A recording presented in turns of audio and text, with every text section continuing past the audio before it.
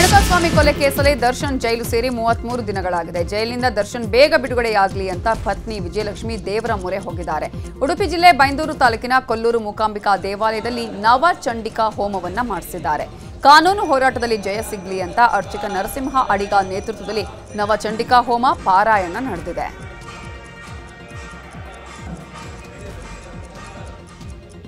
ಈ ಚಂಡಿಕಾ ಯಾಗವನ್ನು ಯಾವಾಗ ಮಾಡಬೇಕು ಅಂತ ಹೇಳ್ತಾ ರಾಜದ್ವಾರೆ ಸ್ಮಶಾನೆ ಚ ವಿವಾದೇ ಶತ್ರು ಸಂಕಟೆ ಅಂತ ಹೇಳ್ತಾ ಹೋಗ್ತಾರೆ. ಅಂದ್ರೆ ಈ ರಾಷ್ಟ್ರಗಳ ನಡುವೆ ಸಂಘರ್ಷ ಏರ್ಪಟ್ಟಾಗ, ದೇಶದಲ್ಲಿ ಕ್ಷೋಭೆ ಉಂಟಾದಾಗ ಅಥವಾ ಯಾವುದೇ ಒಂದು ಭಯದ ವಾತಾವರಣ ನಿರ್ಮಾಣವಾದಾಗ, ಇಂತಹ ಸಂಕಟಗಳ ಕಾಲದಲ್ಲಿ ಆ ಭಗವತಿಯನ್ನು ಉಪಾಸನೆ ಮಾಡಿದರೆ ಎಲ್ಲ ಕಷ್ಟವನ್ನು ಆ ಸರ್ವೇಶ್ವರಿ ಪರಿಹಾರ ಮಾಡಿ ನಮಗೆ ಆನಂದವನ್ನು ಅನುಗ್ರಹಿಸ್ತಾಳಂತೆ. ಕೊಲ್ಲೂರಿನಲ್ಲಿ ಮೂಕಾಂಬಿಕೆಯನ್ನು ಆಚಾರ್ಯ ಶಂಕರರು ಪ್ರತಿಷ್ಠಾಪನೆ ಮಾಡುತ್ತಾರೆ. ಆಕೆ ಸ್ವರ್ಣರೇಖಾಂಕಿತೆ. ಅವಳ ಸನ್ನಿಧಾನದಲ್ಲಿ ನಡೆಸುವಂತಹ ಆರಾಧನೆಗೆ ವಿಶೇಷವಾದಂತಹ ಫಲ ಇದೆ. ಇನ್ನು ಚಂಡಿಕಾ ಯಾಗವನ್ನು ನಡೆಸಿದರೆ ಅದರ ಜೊತೆಯಾಗಿ ಸುವಾಸಿನಿ ಪೂಜನ, ಅನ್ನದಾನಾದಿ ಸತ್ಕರ್ಮಗಳನ್ನು ನಡೆಸಿ ಆ ಚಂಡಿಕಾ ಯಾಗವನ್ನು ಸಂಪನ್ನಗೊಳಿಸಲಾಗುತ್ತದೆ. ಆದ್ದರಿಂದ ಮಾಡುವಂತಹ ಯಾಗವೇ ಮೊದಲಾದ ಸತ್ಕರ್ಮಗಳಿಂದ ಭಗವತಿಯ ಅನುಗ್ರಹ ಪ್ರಾಪ್ತವಾಗಿ ನಮಗೆ ನಿಮಗೆ ಎಲ್ರಿಗೂ ಒಳ್ಳೆಯದಾಗಲಿ, ಲೋಕಕ್ಕೆ ಮಂಗಲವಾಗಲಿ ಅಂತ ಪ್ರಾರ್ಥನೆ. ಇತ್ತ ಚಾಮುಂಡಿ ಬೆಟ್ಟಕ್ಕೆ ನಟ ದರ್ಶನ್ ಸಹೋದರ ದಿನಕರ್ ತೂಗ್ದಿ ಭೇಟಿ ನೀಡಿದ್ದಾರೆ. ಚಾಮುಂಡೇಶ್ವರಿ ತಾಯಿಗೆ ವಿಶೇಷ ಪೂಜೆಯನ್ನ ಸಲ್ಲಿಸಿದ್ದಾರೆ. ದರ್ಶನ್ ಆದಷ್ಟು ಬೇಗ ಸಂಕಷ್ಟದಿಂದ ಪಾರಾಗಲಿ ಅಂತ ತಾಯಿ ಚಾಮುಂಡಿಗೆ ವಿಶೇಷ ಪೂಜೆಯನ್ನ ಸಲ್ಲಿಸಿದ್ದಾರೆ. ಈ ವೇಳೆ ದಿನಕರ್ ಜೊತೆ ನಟ ಚಿಕ್ಕಣ್ಣ ಕೂಡ ಇದ್ರು. ಒಂದೆಡೆ ದಿನಕರ್ ತೂಗ್ದಿ ಚಿಕ್ಕಣ್ಣ ಚಾಮುಂಡೇಶ್ವರಿಗೆ ಪೂಜೆಯನ್ನ ಸಲ್ಲಿಸಿದ್ರೆ, ಮತ್ತೊಂದೆಡೆ ಹಲವು ಅಭಿಮಾನಿಗಳು ಕೂಡ ಚಾಮುಂಡೇಶ್ವರಿ ದೇವಾಲಯದಲ್ಲಿ ಪೂಜೆಯನ್ನ ಸಲ್ಲಿಸಿದ್ದಾರೆ. ಅಭಿಮಾನಿಗಳು ಬೆಟ್ಟ ಹತ್ತಿ ದರ್ಶನ್ ಬಿಡುಗಡೆಗಾಗಿ ದೇವಿಗೆ ಹರಕೆ ಹೊತ್ತಿದ್ದಾರೆ.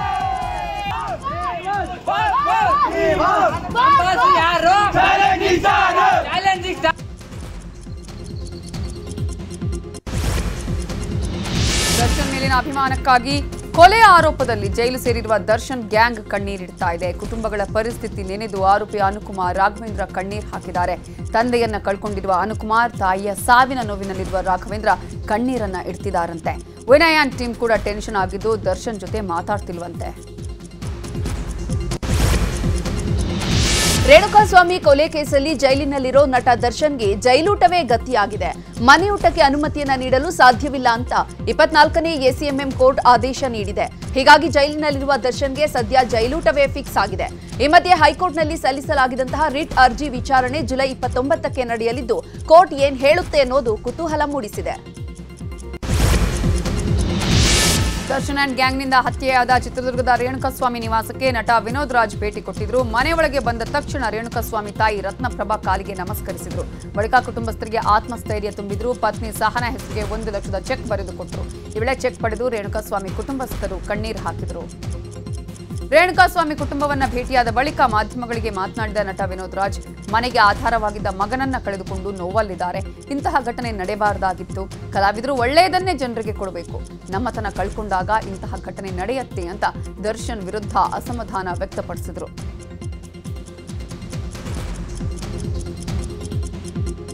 ಆಯಿತು, ಪರವಾಗಿಲ್ಲ, ಕ್ಷಮಿಸ್ಬಿಡಿ ನನ್ನ ಅಂತ ಹೇಳ್ಬೋದು.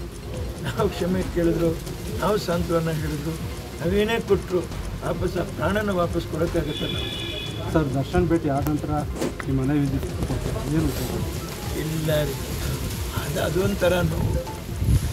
ಇದು ಇನ್ನೂ ಭಯಂಕರವಾದ ನೋವು. ನಾನು ದಾರಿ ಉದ್ದಕ್ಕೂ ಹೋಗ್ತಾ ನನ್ನನ್ನೇ ನಾನು ಹೆಂಗೆ ಸುಧಾರಿಸ್ಕೊತೀನಿ ಅಂತ ನನಗೆ ಗೊತ್ತಿಲ್ಲ. ನನ್ನ ತಲೆ ಕೆಟ್ಟು ಹೋಗಿದೆ. ಯಾರೋ ಅಜ್ಜಿ ಬೇರೆ ಇದ್ದಾರೆ, 99 ವಯಸ್ಸಿನವರು ಪಾಪ. ಆಮೇಲೆ ಗರ್ಭಿಣಿಯಾಗಿದ್ದಾರೆ. ಇಲ್ಲ ರೀ, ಅವರನ್ನು ನೋಡ್ಕೊಳ್ಳೋಕ್ಕೆ ತಂದೆ ತಾಯಿಯಾದರೂ ಇದ್ದಾರೆ. ಈ ವೃದ್ಧರನ್ನ ನೋಡ್ಕೊಳ್ಳೋಕ್ಕೆ ಭಾರಿ ಕಷ್ಟ ಇದೆ. ಕೈ ಕಟ್ಟಿಬಿಟ್ಟು ಅವ್ರನ್ನ ಮಂಚದಲ್ಲಿ ಮಲಗಿಸಿರ್ತಾರೆ, ಕೆರ್ಕೊಂಡ್ಬಿಟ್ರೆ ಹುಣ್ಣಾಗುತ್ತೆ ಅಂತ ಹೇಳ್ಬಿಟ್ಟು ಅದೆಂತ ನರಕರಿಯೋದು. ಇದನ್ನೆಲ್ಲ ನೋಡ್ಕೊಳ್ಳೋಕೆ ಜೈಲಲ್ಲಿ ದರ್ಶನ್ ಭೇಟಿಯಾದ ಬಗ್ಗೆ ಮಾತನಾಡಿದ ವಿನೋದ್ ರಾಜ್, ಅಲ್ಲಿ ಹೆಚ್ಚಾಗಿ ಮಾತನಾಡೋದಕ್ಕೆ ಅವಕಾಶ ಸಿಗಲಿಲ್ಲ. ನನ್ನ ನೋಡಿ ತಬ್ಬಿಕೊಂಡು ಕಣ್ಣೀರು ಹಾಕಿದ್ರು. ದರ್ಶನ್ದು ಒಂದು ರೀತಿ ನೋವಾದರೆ ರೇಣುಕಾಸ್ವಾಮಿ ಕುಟುಂಬಸ್ಥರದ್ದು ಭಯಂಕರ ನೋವು. ಕುಟುಂಬದ ಸ್ಥಿತಿ ನೋಡಿ ನನಗೆ ಕಣ್ಣೀರು ಬಂತು ಅಂತ ಭಾವುಕರಾದರು. ಅವಕಾಶಗಳು ಇಲ್ಲಿ ಇಂದಿರೆ ಹೋಯ್ತಲ್ಲ. 5 ಜನ 5 ಇದನ್ನು ಅವ್ರು ನನ್ನನ್ನು ನೋಡಿದ ತಕ್ಷಣ ಅವರು ಹೆಚ್ಚು ಕಡಿಮೆ ಭಾವುಕರಾಗ್ಬಿಟ್ಟು ತಪ್ಕೊಂಡ್ಬಿಟ್ಟು ಅಣ್ಣ ಹೇಗಿದೆಯಣ್ಣ, ಏನಣ್ಣ, ಬಂದ್ಯಣ್ಣ, ನೀವು ಬಂದ್ಯಣ್ಣ ನಾನು ನೋಡೋಕ್ಕೆ ಅಂತ ಹೇಳ್ಬಿಟ್ಟು ಇಲ್ಲಿನೂ ಅದೇ ಥರ ಸ್ವೀಕಾರ. ನಿಮ್ಮ ಅಮ್ಮನ ನೋಡಿದ್ದೀವ್ರಿ, 2 ಸರಿ ಅವರಷ್ಟು. ಇದೇ ವೇಳೆ ಮಾತನಾಡಿದ ರೇಣುಕಾಸ್ವಾಮಿ ತಂದೆ ಕಾಶಿನಾಥ್ ಶಿವನಗೌಡರ್, ನಾವು ತುಂಬಾ ನೊಂದಿದ್ದೇವೆ, ನಮಗೆ ಯಾರೂ ಇಲ್ಲ, ತಪ್ಪಿತಸ್ಥರು ಯಾರು ಅಂತ ಗೊತ್ತಿಲ್ಲ, ಯಾರೇ ಇದ್ರೂ ಶಿಕ್ಷೆ ಆಗಲಿ ಅಷ್ಟೇ, ನನ್ನ ಸೊಸೆಗೆ ಒಂದು ಕಾಯಂ ನೌಕರಿ ಕೊಡಿ ಅಂತ ಸರ್ಕಾರಕ್ಕೆ ಮನವಿ ಮಾಡಿದ್ದಾರೆ. ನಾನೇನೋ ಸಂಧಾನ ಹೊರಟಿದ್ದೀನಿ, ನಾನು ಪ್ರತಿಕ್ರಿಯೆ ಬಂದಿದೆ, ಅದು ದೊಡ್ಡ ತಪ್ಪು. ನಾವು ಅದ್ರ ಥರ ಎಂತೂ ಯೋಚನೆ ಮಾಡಿಲ್ಲ, ಆದರೆ ನಾವು ಯಾರಿಗೂ ಕೆಟ್ಟದ್ದು ಬಯಸೋದಿಲ್ಲ, ಅಷ್ಟಂತೂ ನಿಜ.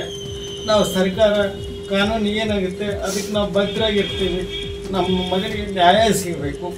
ನಾವು ನಂದು ನಾನು ಎಷ್ಟು ಕಿಚ್ಚಾಡಿದಾನೆ, ನೋವಾಡಿದಾನೆ, ಅದನ್ನು ಕರಳು ನಮ್ಮ ಕಿತ್ತು ಬರ್ತಾ ಇದೆ. ಆ ಒಂದು ದೃಷ್ಟಿಯಲ್ಲಿ ನಾವು ಎಲ್ಲರಿಗೂ ನಿಮ್ಗೆಲ್ಲರಿಗೂ ಮನವಿ ಮಾಡ್ಕೊಳ್ಳೋದಂದರೆ ಆ ರೀತಿ ಸ್ಥಿತಿಯನ್ನು ಹಬ್ಬಿಸ್ಬಿಡ್ರಿ. ನಾವು ನಿಜವಾಗ್ಲೂ ಭಾಳ ನೊಂದ್ಕೊಂಡಿದ್ದೀವಿ. ನಮ್ಮ ಮನೆತನ ಕೊಲ್ಯಾಪ್ಸ್ ಆಗಿದೆ. ಈಗ ಮಾಡ್ಕೊಳ್ಳೋರು ಯಾರಿದ್ದಾರೆ? ನಮಗೆ ಯಾರಿಲ್ಲ, ಅಂಥ ಪರಿಸ್ಥಿತಿಯಲ್ಲಿ ಇದ್ದೀವಿ. ದಯಮಾಡಿ ಎಲ್ಲರೂ ನಮ್ಗೆ ಸಹಕಾರ ಕೊಡ್ರಿ.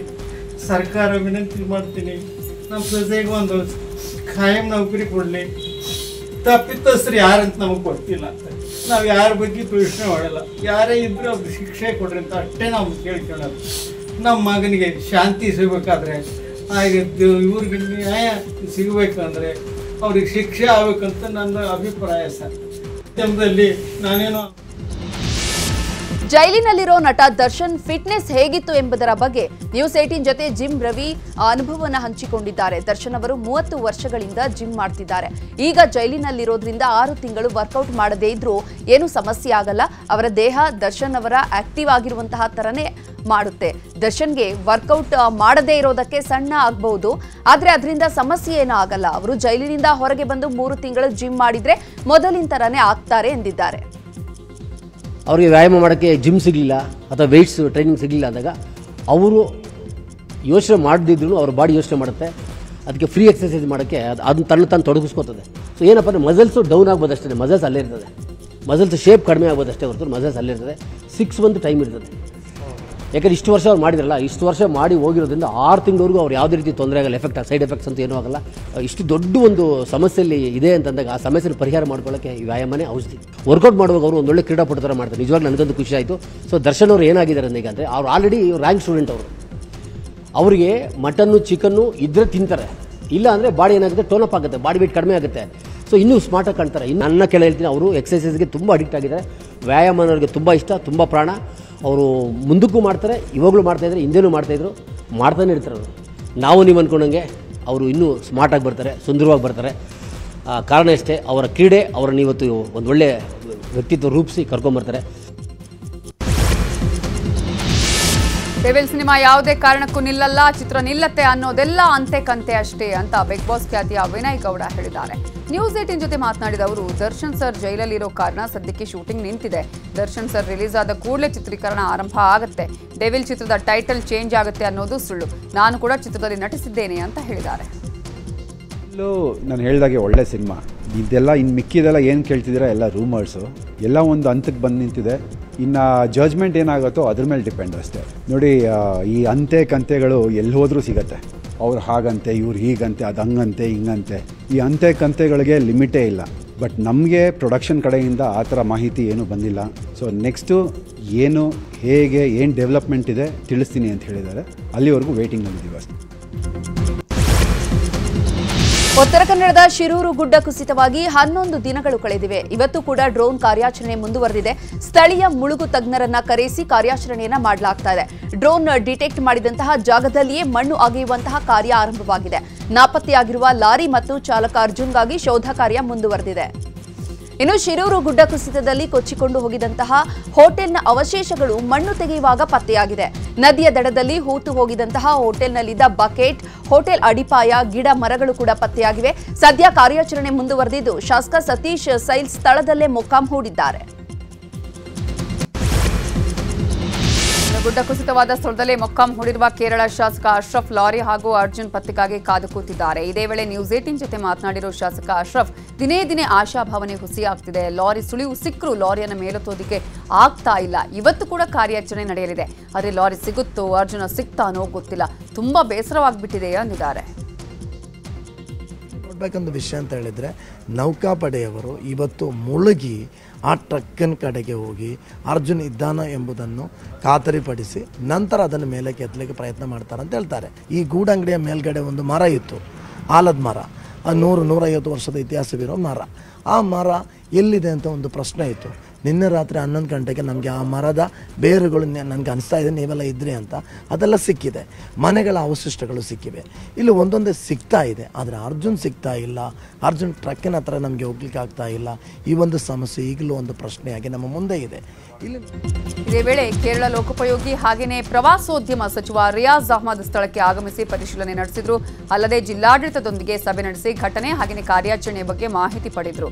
ಇನ್ನು ಮೃತಪಟ್ಟ ಗ್ಯಾಸ್ ಟ್ಯಾಂಕರ್ ಚಾಲಕ ಶರವಣ ಕುಟುಂಬಕ್ಕೆ ಕರ್ನಾಟಕ ಸರ್ಕಾರ ಕೊಟ್ಟ 5 ಲಕ್ಷ ರೂಪಾಯಿ ಪರಿಹಾರದ ಚೆಕ್ ಅನ್ನು ನೀಡಿದರು.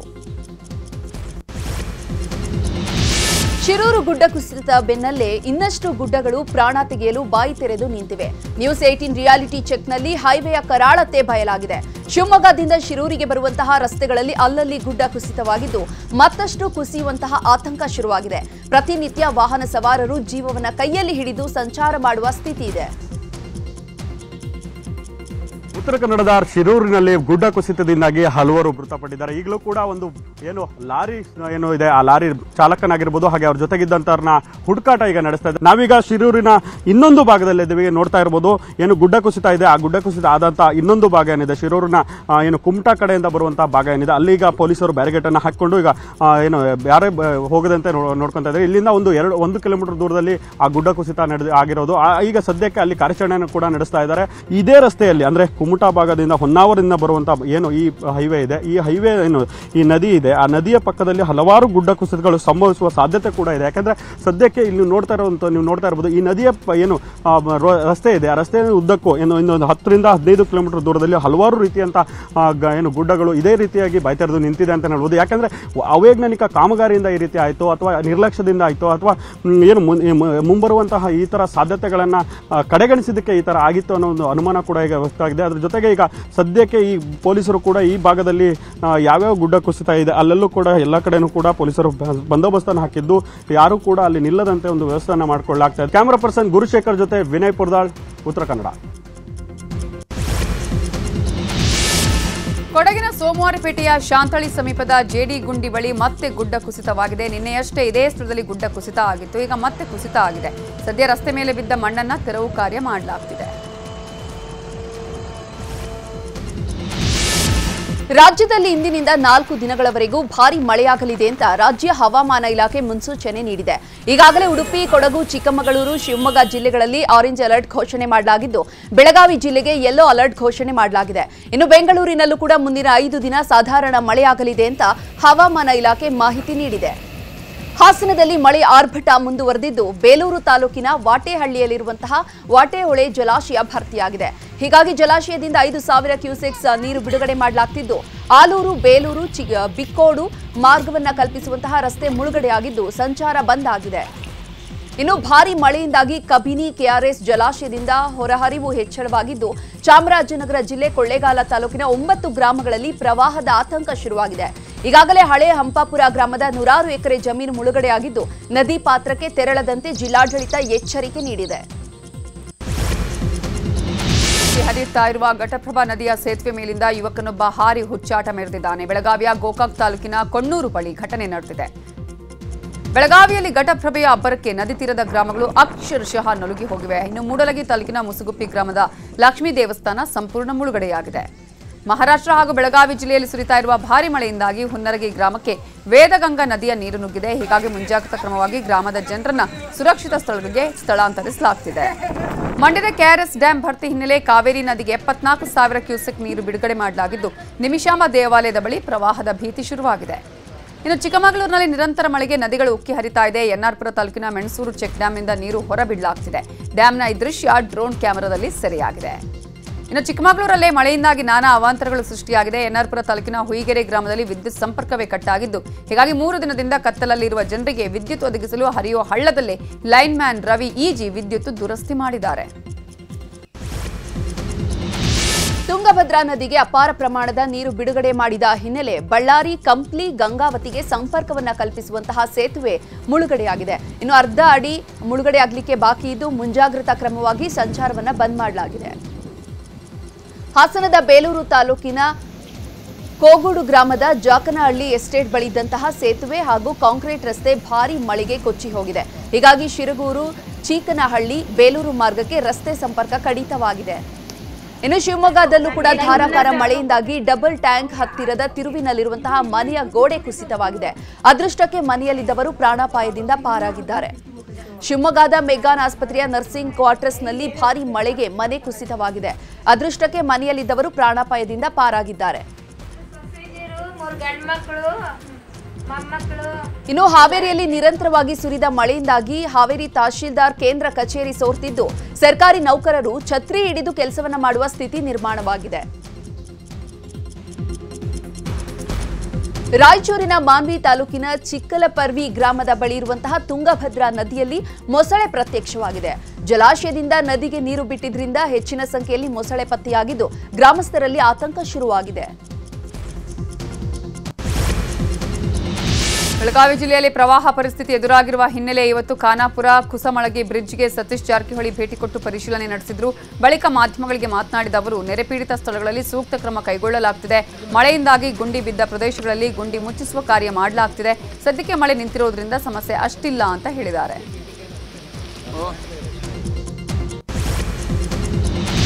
ರಾಷ್ಟ್ರ ರಾಜಧಾನಿ ದೆಹಲಿಯಲ್ಲಿ ಭಾರೀ ಮಳೆಯಾಗ್ತಿದೆ.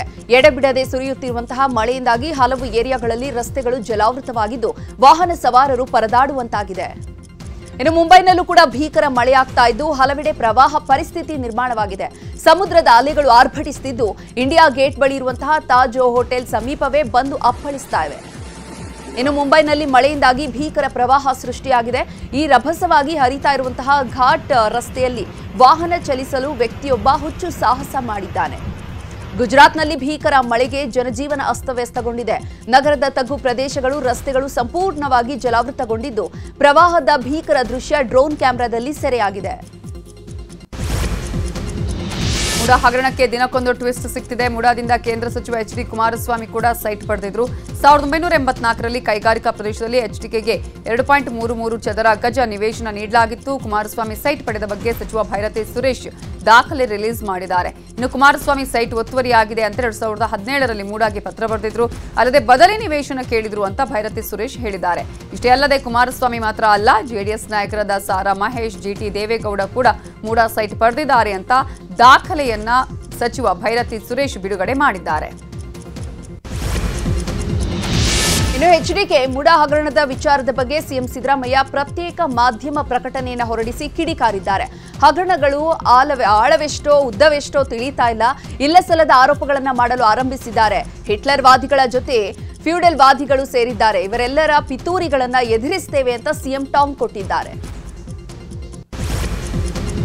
ಮುಡಾ ಹಗರಣದಲ್ಲಿ ತಮ್ಮ ವಿಚಾರ ಕೇಳಿ ಬಂದಿರುವ ಬಗ್ಗೆ ದೆಹಲಿಯಲ್ಲಿ ಪ್ರತಿಕ್ರಿಯಿಸಿದ ಕೇಂದ್ರ ಸಚಿವ ಕುಮಾರಸ್ವಾಮಿ, ನನಗೆ ತುಂಬಾ ಆಶ್ಚರ್ಯ ಆಗ್ತಿದೆ. ನನ್ನ ಹೆಸರನ್ನು ಯಾಕೆ ಸೇರಿಸ್ತಿದ್ದಾರೆ? ಅವರ ರಕ್ಷಣೆಗಾಗಿ ನನ್ನ ಹೆಸರನ್ನ ಬಳಕೆ ಮಾಡ್ತಿದ್ದಾರೆ. 1984ರಲ್ಲಿ ಸಿಐಟಿಬಿ ಇತ್ತು, ಮುಡಾ ಇರಲಿಲ್ಲ. ಆಗ ನನಗೆ 21,000 ಚದರ ಅಡಿ ಕೊಟ್ಟಿದ್ರು ಅಂತ ಕಾಂಗ್ರೆಸ್ ನಾಯಕರ ಆರೋಪವನ್ನ ಎಚ್ಡಿಕೆ ತಳ್ಳಿ ಹಾಕಿದ್ದಾರೆ. ಇನ್ನು ಮುಡಾ ಹಗರಣದ ಬಗ್ಗೆ ಸ್ವಪಕ್ಷದವರ ವಿರುದ್ಧವೇ ಬಿಜೆಪಿ ಮಾಜಿ ಶಾಸಕ ಅರವಿಂದ ಲಿಂಬಾವಳಿ ಬೇಸರ ವ್ಯಕ್ತಪಡಿಸಿದ್ದಾರೆ. ಅಧಿವೇಶನದಲ್ಲಿ ಬಿಜೆಪಿ ಸರಿಯಾಗಿ ಹೋರಾಡಲಿಲ್ಲ, ಸಂಪೂರ್ಣವಾಗಿ ವಿಫಲವಾಗಿದೆ. ಸದನದಲ್ಲಿ ಸಿಕ್ಕ ಸಮಯ ಮತ್ತು ಅವಕಾಶವನ್ನು ಸಮರ್ಪಕವಾಗಿ ಬಳಸಿಕೊಳ್ಳಲೇ ಇಡೀ ಅಧಿವೇಶನವನ್ನ ವ್ಯರ್ಥ ಮಾಡಿದ್ರು. ಇದರಿಂದ ಆಡಳಿತ ಪಕ್ಷಕ್ಕೆ ಹೆಚ್ಚಿನ ಲಾಭವಾಯಿತು ಅಂತ ಬಿಜೆಪಿ ಸದಸ್ಯರ ವಿರುದ್ಧ ಸೋಷಿಯಲ್ ಮೀಡಿಯಾದಲ್ಲಿ ಲಿಂಬಾವಳಿ ಪೋಸ್ಟ್ ಹಾಕಿ ಅಸಮಾಧಾನ ವ್ಯಕ್ತಪಡಿಸಿದ್ದಾರೆ. ಮೈಸೂರು ಮೂಡಾದಲ್ಲಿ ನಡೆದಿರುವಂತಹ ಹಗರಣದ ಬಗ್ಗೆ ಸೂಕ್ತ ಕ್ರಮ ಆಗಬೇಕು ಅಂತ ಗವರ್ನರ್ಗೆ ಸಾಮಾಜಿಕ ಹೋರಾಟಗಾರ ಟಿಜೆ ಅಬ್ರಹಾಂ ದೂರು ಸಲ್ಲಿಕೆ ಮಾಡಿದ್ದಾರೆ. ಇನ್ನು ಸಿಎಂ ಪತ್ನಿ ಹೆಸರಿನಲ್ಲಿ 14 ಸೈಟ್ ಅನ್ನು ಪಡೆದಿದ್ದಾರೆ. ಪರ್ಯಾಯ ನಿವೇಶಗಳನ್ನು ಕೂಡ ಪಡೆದಿದ್ದಾರೆ. ಹೀಗಾಗಿ ಸಿಎಂ ಸಿದ್ದರಾಮಯ್ಯ ವಿರುದ್ಧ ಕ್ರಮ ಕೈಗೊಳ್ಳಬೇಕು ಅಂತ ದೂರು ನೀಡಲಾಗಿದೆ. ರಾಮನಗರ ಜಿಲ್ಲೆಯ ಹೆಸರು ಬದಲಾವಣೆಗೆ ಸಚಿವ ಸಂಪುಟ ಒಮ್ಮತದ ಒಪ್ಪಿಗೆ ನೀಡಿದೆ ಅಂತ ಸಚಿವ ಎಚ್.ಕೆ. ಪಾಟೀಲ್ ಸುದ್ದಿಗೋಷ್ಠಿ ನಡೆಸಿ ಘೋಷಣೆ ಮಾಡಿದ್ದಾರೆ. ಇನ್ನು ಮುಂದೆ ರಾಮನಗರ ಜಿಲ್ಲೆ ಬದಲು ಬೆಂಗಳೂರು ದಕ್ಷಿಣ ಜಿಲ್ಲೆ ಅಂತ ಮರುನಾಮಕರಣ ಮಾಡಲಾಗುತ್ತೆ. ಈಗಾಗಲೇ ಕಂದಾಯ ಇಲಾಖೆಯಿಂದ ಬದಲಾವಣೆ ಪ್ರಕ್ರಿಯೆ ಆರಂಭ ಮಾಡಲಾಗಿದೆ. ಈ ಮೂಲಕ ರಾಮನಗರ ಜಿಲ್ಲೆಯ ಹೆಸರು ಬದಲಿಸಿ ಎಚ್ಡಿಕೆಗೆ ಡಿಸಿಎಂ ಡಿಕೆಶಿ ಟಕ್ಕರ್ ಕೊಟ್ಟಿದ್ದಾರೆ. ನಾವಿವತ್ತು ರಾಮನಗರ ಜಿಲ್ಲೆಯನ್ನು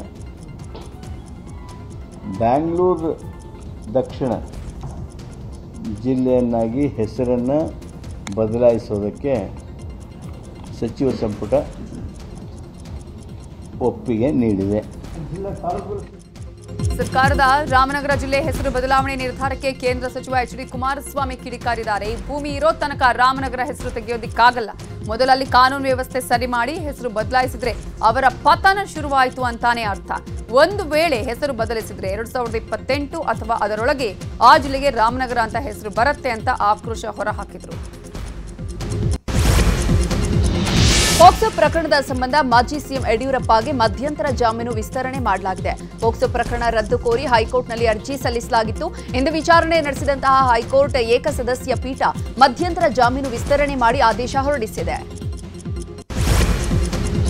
ರಾಜ್ಯ ಸರ್ಕಾರದ ಮುಖ್ಯ ಕಾರ್ಯದರ್ಶಿಯಾಗಿದ್ದ ರಜನೀಶ್ ಗೋಯಲ್ ನಿವೃತ್ತಿಯಾಗಿದ್ದಾರೆ. ಹೀಗಾಗಿ ಈ ಸ್ಥಾನಕ್ಕೆ ಅವರ ಪತ್ನಿ ಡಾಕ್ಟರ್ ಶಾಲಿನಿ ರಜನೀಶ್ ಅವರನ್ನ ನೂತನ ಮುಖ್ಯ ಕಾರ್ಯದರ್ಶಿಯಾಗಿ ನೇಮಕಗೊಳಿಸಲಾಗಿದೆ. ಡಾಕ್ಟರ್ ಶಾಲಿನಿ ರಜನೀಶ್ 1989ರ ಬ್ಯಾಚ್ನ ಐಎಎಸ್ ಅಧಿಕಾರಿಯಾಗಿದ್ದಾರೆ. ಈ ಹಿಂದೆ ಮುಖ್ಯ ಕಾರ್ಯದರ್ಶಿಯಾಗಿದ್ದ ಬಿಕೆ ಭಟ್ಟಾಚಾರ್ಯ ಅವರ ನಿವೃತ್ತಿ ಬಳಿಕ ಅವರ ಪತ್ನಿ ತೆರೇಸಾ ಭಟ್ಟಾಚಾರ್ಯ ಅವರನ್ನ ಸಿಎಸ್ ಆಗಿ ನೇಮಕಗೊಳಿಸಲಾಗಿತ್ತು. ಇದೀಗ 2ನೇ ಬಾರಿ ರಾಜ್ಯದಲ್ಲಿ ಪತಿ ಬಳಿಕ ಪತ್ನಿಗೆ ಸಿಎಸ್ ಹುದ್ದೆ ಸಿಕ್ಕಿದೆ. ಚಲಿಸ್ತಾ ಇದ್ದ ಕಾರಿನ ಮೇಲೆ ಬೃಹತ್ ಮರ ಬಿದ್ದ ಘಟನೆ ಬೆಂಗಳೂರಿನ ವಿಕ್ಟೋರಿಯಾ ಲೇಔಟ್ ಹಾಸ್ಮೇಟ್ ಸಿಗ್ನಲ್ ಬಳಿ ನಡೆದಿದೆ. ಅದೃಷ್ಟಕ್ಕೆ ಕಾರಿನ ಚಾಲಕ ಪ್ರಾಣಾಪಾಯದಿಂದ ಪಾರಾಗಿದ್ದು, ಮರ ಬಿದ್ದಿದ್ದರಿಂದ ಕಾರಿನ ಮುಂಭಾಗ ನಜ್ಜುಗುಜ್ಜಾಗಿದೆ. ಕಾರಿನ ಮೇಲೆ ಬಿದ್ದ ಮರವನ್ನ ಬಿಬಿಎಂಪಿ ಸಿಬ್ಬಂದಿ ತೆರವು ಕಾರ್ಯ ಮಾಡಿದ್ದಾರೆ. ಲೋಕಸಭೆಯ ವಿಪಕ್ಷ ನಾಯಕ ರಾಹುಲ್ ಗಾಂಧಿ ಉತ್ತರ ಪ್ರದೇಶದ ಸುಲ್ತಾನ್ಪುರದ ಕೋರ್ಟ್ಗೆ ಹಾಜರಾಗಿದ್ದಾರೆ. ಬಳಿಕ ವಾಪಸ್ ತೆರಳುವಾಗ ರಸ್ತೆ ಬದಿಯಲ್ಲಿ ಚಪ್ಪಲಿ ಹೊಲಿಯುತ್ತಿದ್ದಂತಹ ವ್ಯಕ್ತಿಯನ್ನ ಮಾತನಾಡಿಸಿದ್ದಾರೆ. ಅಂಗಡಿಯಲ್ಲಿ ಕುಳಿತು ಕೆಲ ಹೊತ್ತು ಅವರ ಸಮಸ್ಯೆಗಳನ್ನು ಆಲಿಸಿದ್ದಾರೆ. ಬೆಳಗಾವಿಯ ಸವದತ್ತಿ ಯಲ್ಲಮ್ಮ ದೇವಿ ದೇವಸ್ಥಾನದಲ್ಲಿ ಹುಂಡಿ ಎಣಿಕೆ ಕಾರ್ಯ ನಡೆಸಲಾಗಿದೆ. ಏಪ್ರಿಲ್ 1ರಿಂದ ಮೇ 20ರವರೆಗೆ ಭಕ್ತರು ಹಾಕಿದ್ದ ಕಾಣಿಕೆಯನ್ನು ಎಣಿಕೆ ಮಾಡಲಾಗಿದ್ದು ಒಟ್ಟು 1.96 ಕೋಟಿ ಕಾಣಿಕೆ ಸಂಗ್ರಹವಾಗಿದೆ. ಇದರಲ್ಲಿ 1.71 ಕೋಟಿ ನಗದು, 20.44 ಲಕ್ಷ ಮೌಲ್ಯದ ಚಿನ್ನಾಭರಣ, 4.44 ಲಕ್ಷ ಮೌಲ್ಯದ ಬೆಳ್ಳಿ ಆಭರಣ ಸಂಗ್ರಹವಾಗಿದೆ. ಆಷಾಢ ಮಾಸದ 3ನೇ ಶುಕ್ರವಾರದ ಹಿನ್ನೆಲೆ ಇಂದು ಮೈಸೂರಿನ ಚಾಮುಂಡೇಶ್ವರಿ ದರ್ಶನಕ್ಕೆ ಸಹಸ್ರಾರು ಮಂದಿ ಭಕ್ತರು ಆಗಮಿಸಿದ್ರು. ಆದರೆ 5ರಿಂದ 6 ಗಂಟೆಗಳಿಂದ ದೇವಿ ದರ್ಶನಕ್ಕೆ ಕಾದು ನಿಂತರೂ ದರ್ಶನ ಸಿಗ್ತಿಲ್ಲ. ಪೊಲೀಸರು ಅಧಿಕಾರಿಗಳ ಕುಟುಂಬಕ್ಕೆ ಮಾತ್ರ ದರ್ಶನಕ್ಕೆ ಅವಕಾಶವನ್ನ ನೀಡಲಾಗ್ತಾ ಇದೆ. ವಿಐಪಿ ಕ್ಯೂನಲ್ಲಿ ನೂಕು ನುಗ್ಗಲು ಹಾಕಿದ್ದೆ ಅಂತ ಭಕ್ತರು ಆಕ್ರೋಶವನ್ನು ವ್ಯಕ್ತಪಡಿಸಿದ್ದಾರೆ. ಕ್ರಿಕೆಟ್ ಆಯಿತು, ಈಗ ಬ್ಯಾಡ್ಮಿಂಟನ್ ಮೂಲಕ ಅಪ್ಪುಗೆ ಗೌರವ ಸಲ್ಲಿಸುತ್ತಿದ್ದಾರೆ. ಇಂದಿನಿಂದ ಅಪ್ಪು ಕಪ್ ಬ್ಯಾಡ್ಮಿಂಟನ್ ಸೀಸನ್ 2 ಆರಂಭವಾಗಿದ್ದು ಬೆಳ್ಳಿ ತೆರೆ, ಕಿರುತೆರೆ ಕಲಾವಿದರು ಇದರಲ್ಲಿ ಭಾಗಿಯಾಗಿದ್ದಾರೆ. ಈಗಾಗಲೇ ನಾಗರಬಾವಿಯ ಕಿಂಗ್ಸ್ ಕ್ಲಬ್ನಲ್ಲಿ ಅಪ್ಪು ಕಪ್ ಬ್ಯಾಡ್ಮಿಂಟನ್ ಟೂರ್ನಿ ನಡೀತಾ ಇದ್ದು ಅಪ್ಪು ಕಪ್ಗಾಗಿ 10 ತಂಡಗಳು ಅಖಾಡಕ್ಕಿಳಿದಿವೆ.